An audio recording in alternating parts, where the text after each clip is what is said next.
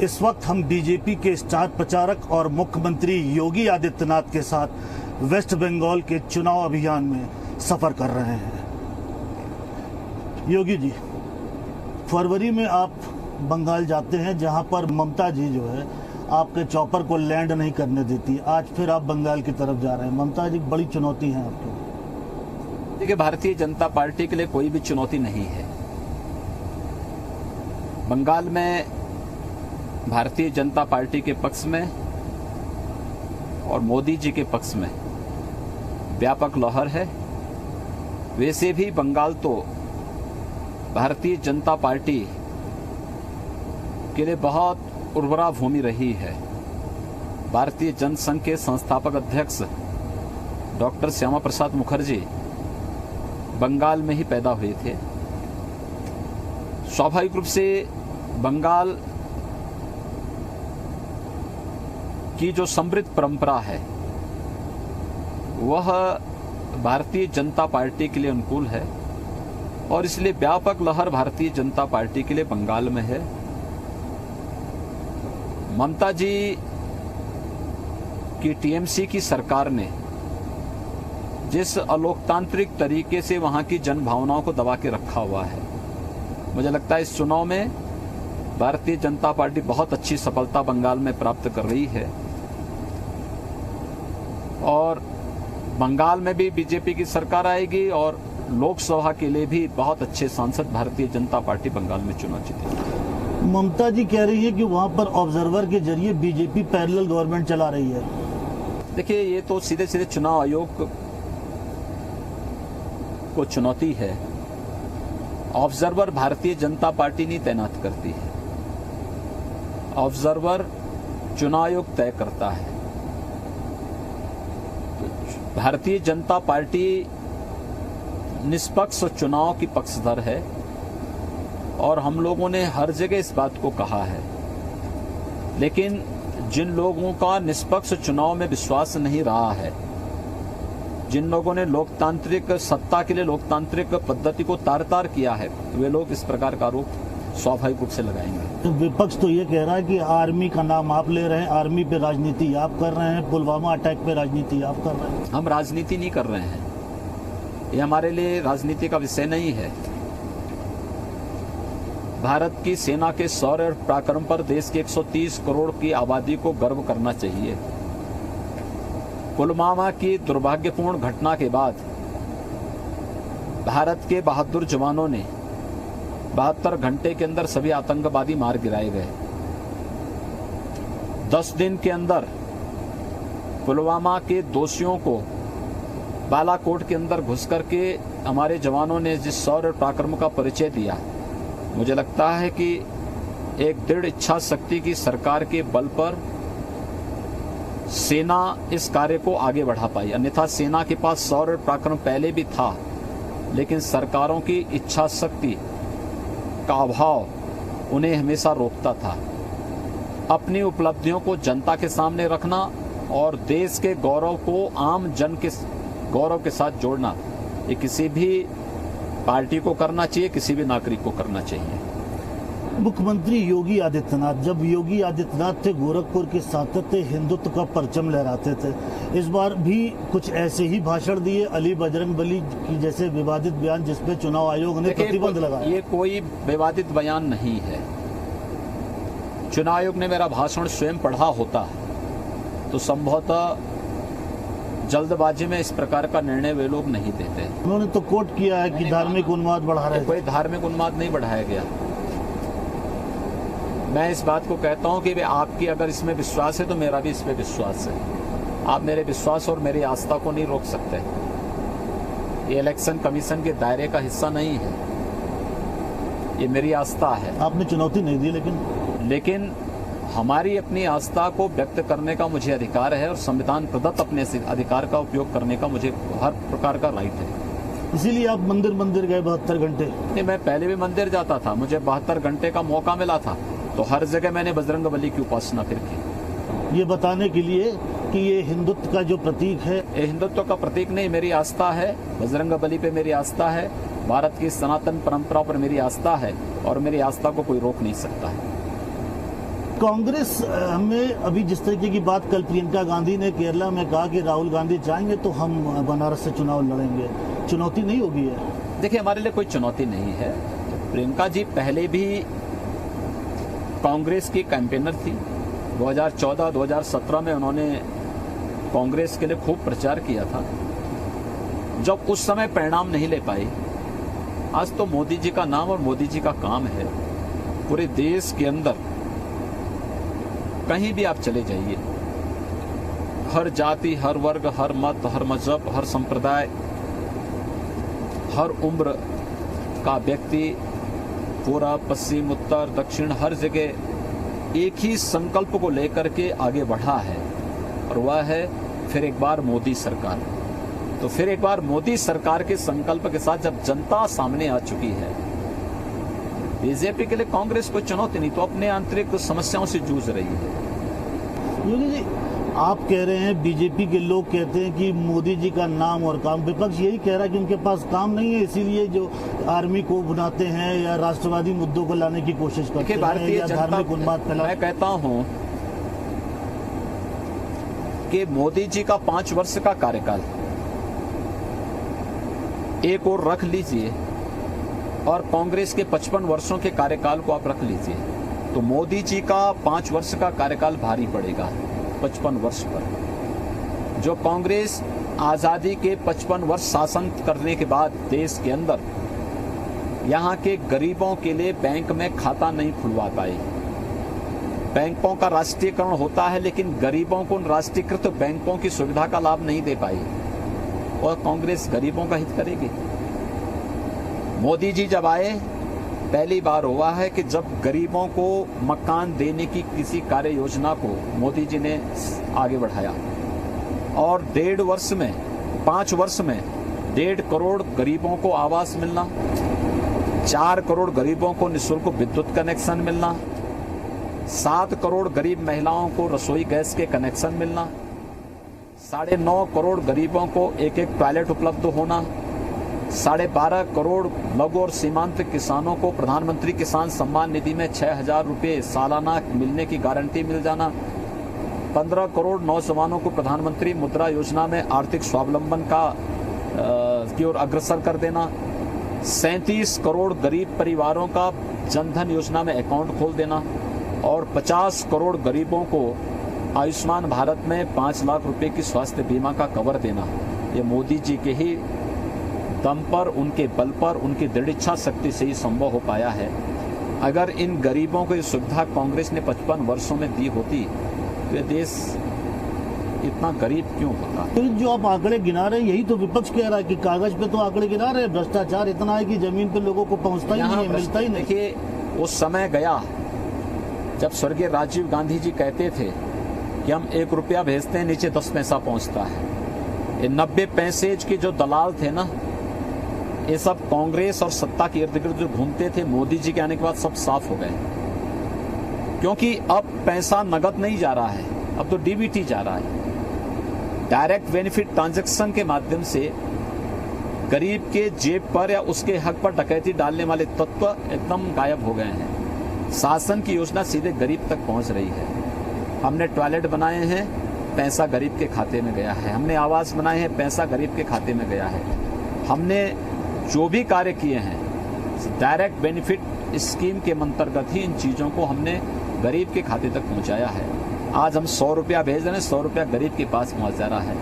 तो कांग्रेस के लोग वास्तव में सब पुरानी आदत खराब है, इसलिए सही तथ्य स्वीकार करने को तैयार नहीं। मोदी का नाम और योगी आदित्यनाथ और मोदी के काम, ये दोनों इस वक्त कसौटी पर है। ये दोनों चीजें, चूंकि 2 साल सरकार आपको भी हो गया और 5 साल की सरकार का उनका है, उन सब चीजों के बावजूद आपके पास एक चुनौती है गठबंधन की, जो 24 साल से नहीं हुआ वो इस बार हो गया। बहुजन समाज पार्टी और समाजवादी पार्टी एक साथ है। ये चुनौती कठिन लग रहा है डगर आपकी?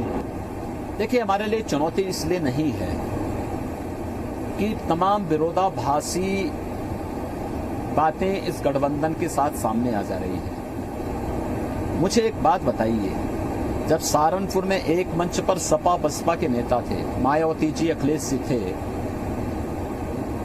वहां के दलितों में मैसेज क्या गया होगा? जिस अखिलेश यादव ने कांसीराम जी के नाम पर बने हुए मेडिकल कॉलेज का नाम बदल दिया था। आज उसी सहारनपुर में वह बसपा के साथ मंच में शेयर कर रहे हैं। रामपुर में जब ये लोग एक साथ आते हैं और आजम खां के लिए वोट की अपील करते हैं, तो वहां के गरीबों, वहां के दलितों, वहां के वंचितों के पास क्या मैसेज गया होगा? जिन गरीबों को उजाड़ने का कार्य आजम खां किया, बाबा साहब भीमराव अंबेडकर के लिए भूमाफिया शब्द का प्रयोग आजम खां करते हैं। क्या मैसेज आप देना चाहते हैं? एक और यही स्थिति थी जब मायावती जी फिरोजाबाद या बदायूं में जाती हैं और फिर यही प्रश्न लोग पूछते हैं उनसे कि भाई आज से 5 साल पहले तो आप कहते थे अखिलेश यादव के लिए कि अगर बाबा साहब भीमराव अंबेडकर और संविधान नहीं होता तो अखिलेश यादव सेफाई के किसी गांव में भैंस चरारा होता, किसी जमींदार का भैंस चरारा होता, वो मुख्यमंत्री नहीं होता। तो मुझे लगता है कि ये जो पुरानी बातें हैं, ये भी सब चीजें सामने आ रही हैं। खासे नाराज है अखिलेश यादव इस बात से आपके, जो आपका ये बयान है कि वो मेरा बयान नहीं है, मेरा बयान नहीं है, तो मायावती जी का बयान है। और जो ये मेरे बयान नहीं है, सब जो कांसीराम जी के नाम पे मेडिकल कॉलेज का नामकरण बदलना या आजम खां के द्वारा इस प्रकार का बयान देना, ये तो लिखित दस्तावेज है भाई। आपने जो कहा उसको बोला जा रहा है, कोई अलग से थोड़े है। अखिलेश यादव तो ये भी कह रहे हैं कि जिन अधिकारियों ने उनकी टोटियां ढूंढवाई थी घर की, हम वहाँ चिल्लम भी ढूंढवाएंगे। मैंने कहा ना, कौन रोक रहा है उनको? जब उनको कभी आना ही नहीं है तो वे सपने देखते रहिए। कह रहे मैं पिछड़े वर्ग सा था, गंगा जल से धुलवा दिया। मैंने क्या कहा? उनके पास इसके अलावा कोई दूसरा चारा ही नहीं। उनके जो कृत्य थे, उन कारनामों को जनता के सामने उजागर करना यह दायित्व है। प्रदेश की जनता की गाड़ी कमाई का पैसा किस तरीके से इन्होंने लूट खसोट में लगाया है, ये चीजें जनता के सामने आनी ही चाहिए। लेकिन एक चीज तो मानते होंगे, 24 साल की अदावत थी दोनों पार्टियों में। मैनपुरी में जो तस्वीर आई मुलायम सिंह और मायावती एक साथ, ये दोनों नेता जब 93 में भी एक साथ थे तो कठिन चुनौती थी बीजेपी के लिए। संख्या सीट की 167 तक इनकी पहुंच गई थी। देखिए, तब भी बीजेपी नंबर 1 पर थी, तब भी बीजेपी नंबर 1 पर थी। तब बीजेपी का संगठनात्मक ढांचा इतना मजबूत नहीं था। आज बीजेपी का संगठनात्मक ढांचा भी है, मोदी जी का नाम भी है और मोदी जी का काम भी है। गठबंधन हवा में फेल हो चुका है, 2 राउंड के चुनाव ने साबित किया है, और आगे ये हवा में उड़ जाएगा। तब राम मंदिर की वेव थी, अब मोदी वेव। कैसे? मैं क्या कह रहा हूँ ना, राम मंदिर का मुद्दा उससे पहले ही मुझे लगता है कि ढांचा ध्वस्त हो चुका था, इसलिए वो मुद्दा ही नहीं था। मुद्दा कोई चीज तब तक होती है जब तक उसका वजूद है। उस समय बीजेपी के पास इतना मजबूत संगठनात्मक ढांचा नहीं था जितना आज है। उस समय बीजेपी की केंद्र और प्रदेश सरकारों की कार्य पद्धति को बहुत नजदीक में देखने का अवसर लोगों को नहीं मिला था। उस समय तक बीजेपी कभी केंद्र सरकार में नहीं रही। आज बीजेपी की कार्य पद्धति को देश ने देखा है, दुनिया ने देखा है। मोदी जी के कार्य पद्धति को, उनके चमत्कारिक नेतृत्व को, यशस्वी नेतृत्व को देश देख रहा है। देश के प्रति उनकी नेक नियति को और उनके नेतृत्व को देश स्वीकार कर रहा है। आज देश प्रधानमंत्री का चुनाव कर रहा है और प्रधानमंत्री पद का चुनाव करते समय लोगों के दिमाग में कमल का फूल है और मोदी जी हैं, बाकी चीजें नहीं। मायावती कह रही है कि असली ओबीसी के जो चेहरा है वो मुलायम सिंह है, मैं कह रहा हूं मोदी नकली है। यही तो हम कह रहे हैं कि मायावती जी की बातों पर कौन विश्वास कर रहा होगा। मायावती जी ने पिछले चुनाव में कहा था मुलायम सिंह जी के लिए कि इनको कहां भेजना चाहिए। मायावती से पूछा जाना चाहिए कि भाई आखिर आपके वक्तव्य में कौन सा वक्तव्य सही है। अभी उत्तर प्रदेश में आपने जिस तरीके से चुनाव चल रहा है, आप लोग सब, चाहे आप हो या कोई भी बीजेपी का नेता, वो मोदी फैक्टर की ही बात कर रहा है। उत्तर प्रदेश में जो काम हुए उसको गिनाना क्यों नहीं? ऐसा नहीं, दोनों चीजें हो रही हैं। हमने उत्तर प्रदेश में जो उपलब्धियां हासिल की हैं, ये भी मोदी जी के अनुकंपा से, उनकी प्रेरणा से ही हासिल की है। केंद्र का चुनाव हो रहा है, देश का चुनाव हो रहा है, प्रधानमंत्री का चुनाव हो रहा है, तो प्रधानमंत्री जी का नाम और प्रधानमंत्री जी का काम भी सामने है। क्योंकि आपने रामपुर की बात की, जिस तरीके से रामपुर में रामपुर में भी आपको एक आयातित प्रत्याशी लाना पड़ा, भोपाल में भी प्रज्ञा ठाकुर जो है उनको भी आयातित प्रत्याशी लाना पड़ा। ये क्या प्रत्याशी आयातित नहीं है प्रत्याशी। श्रीमती जयप्रदा 2 बार रामपुर से सांसद रही है, बीजेपी से नहीं रही, 2 बार सांसद रही हैं और वह बीजेपी में 2017 के पहले ही आना चाहती थी। आम जन की जो डिमांड थी उसके अनुसार उनको प्रत्याशी भारतीय जनता पार्टी ने बना दिया और वह वहां पर आजम खां के अत्याचार के खिलाफ लड़ी है, लगातार लड़ी है, लगातार आवाज उठाई है। तो स्वाभाविक रूप से भारतीय जनता पार्टी ने वहां पर उनको प्रत्याशी बनाया है। इसी प्रकार से भोपाल में साध्वी प्रज्ञा, यह दिग्विजय सिंह और कांग्रेस और उसके सहयोगी दलों द्वारा दुनिया के सबसे सहिष्णु, सबसे उदार, वसुधैव कुटुंबकम का भाव रखने वाले हिंदू समुदाय को आतंकवाद के समकक्ष रखने का जवाब है। और मुझे लगता है इसके लिए कांग्रेस को, उसके सहयोगी दलों को देश की जनता से माफी मांगनी चाहिए। जब साध्वी प्रज्ञा को इस मामले में क्लीन चिट मिली है तो स्वाभाविक रूप से हिंदू समाज को बदनाम करके भारत की छवि को धूमिल करने का जो कुत्सित प्रयास इनके द्वारा किया गया है उसके लिए इन्हें देश की जनता से माफी मांगनी चाहिए। पर वो तो कह रही है शहीद हेमंत करकरे को उन्होंने श्राप दिया था। भारतीय जनता पार्टी ने इसके लिए अपनी स्थिति स्पष्ट कर दी है और उन्होंने भी अपने शब्दों को वापस लिया है। योगी जी, जिस तरीके से चुनाव चल रहा है, 2 चरण हो चुके हैं, 2 चरण के बाद गठबंधन की चुनौती, कांग्रेस के प्रत्याशी, इन सारी चीजों को देखने के बाद बीजेपी को आप कहां पाते हैं? देखिए, भारतीय जनता पार्टी उत्तर प्रदेश में 74+ का लक्ष्य प्राप्त करेगी और पूरे देश के अंदर भारतीय जनता पार्टी और गठबंधन 400+ के लक्ष्य को प्राप्त करेगी।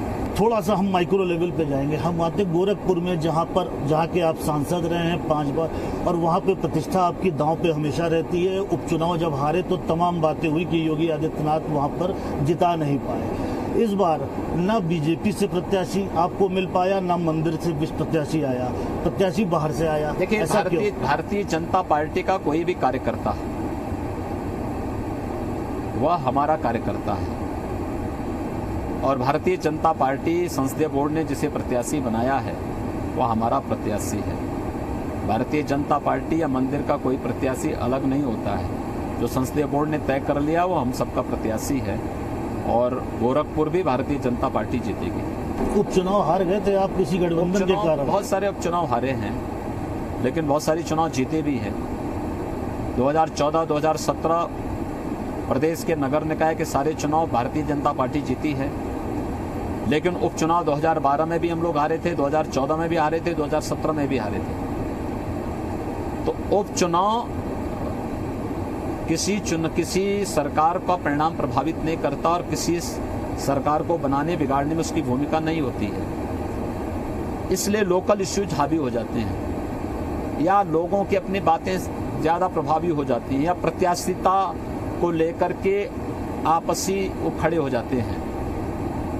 लेकिन जब देश के लिए चुनाव हो रहा हो, ये जनरल इलेक्शन है, पूरे देश के लिए हो रहा है, प्रधानमंत्री चुनने के लिए हो रहा है, स्वाभाविक रूप से एक अलग रुझान इसमें। योगी जी, आपकी पार्टी शुचिता की बात करती है और पार्टी विद अ डिफरेंस कहलाने में बड़ा अपने को गौरवान्वित महसूस करती है। अभी उसके एक विधायक को उम्र कैद की सजा हुई, पार्टी ने कोई एक्शन नहीं लिया। देखिए, पार्टी एक्शन लेगी, समय आने पे एक्शन लेगी और जब सजा किसी को हो चुकी है तो स्वाभाविक रूप से ये कार्रवाई तो अपने आप आगे बढ़नी है, उसमें लेने की आवश्यकता नहीं। पुराना प्रकरण है, जिस समय ये घटना घटित हुई होगी तब ये सज्जन सपा या बसपा में रहे होंगे, किसी दूसरी पार्टी में थे। समय के बाद वो कई बार जनप्रतिनिधि रहे, पिछले विधानसभा चुनाव के पहले भारतीय जनता पार्टी में आए हैं। अगर कोर्ट ने सजा की होगी तो स्वतःस्फूर्त भाव के साथ वो कार्रवाई आगे बढ़ेगी।